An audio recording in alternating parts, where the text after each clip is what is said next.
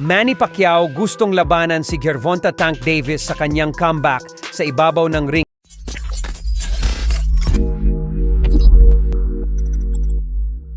Sa article na na-publish ng lehitimong international sports media website na Seconds Out, ay sinabi nitong nakausap daw nila ang ating pambansang Kamao 8th Division World Champion Manny Pacquiao.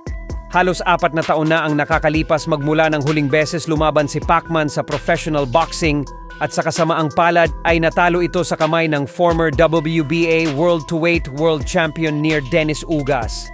Ay sinabi daw mismo sa kanila ni Pacquiao na handa daw siyang sumampa ulit sa ibabaw ng lona upang labanan ang current undefeated WBA Lightweight World Champion Gervonta Tank Davis.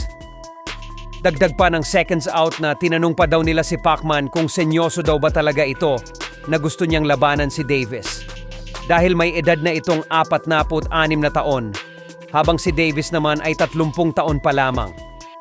At sumagot daw ang ating pambansang kamauna, wala daw siyang kinakatakutan.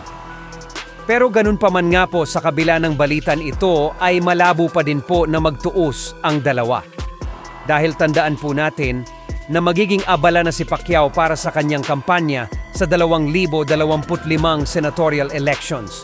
Bukod dyan ay nakatakda na ding pumasok si Pacman sa batch 2025 International Boxing Hall of Fame sa buwan ng Hunyo. Si Tank Davis naman ay puspusan ang paghahanda para sa kanyang nalalapit na laban kontra sa current WBA Super Featherweight World Champion Lamont Roach Jr. na nakatakda namang ganapin sa Marso 1.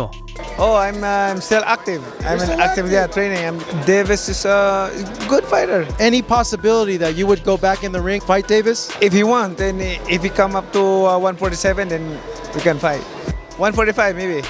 You have a lot of experience, but he's explosive. Oh, that's not a problem for me. Because I'm experienced fighter, so